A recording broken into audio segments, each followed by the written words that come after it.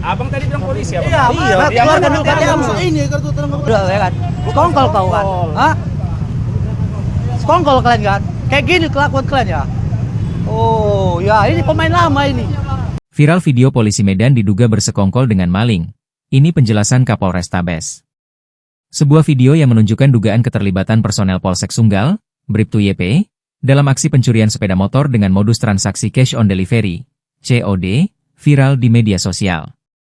Dalam video berdurasi singkat yang dilihat kompas.com, Bribtu YP bersama seorang rekannya terlihat bertemu dengan korban di Kelurahan Kampung Lalang, Kota Medan.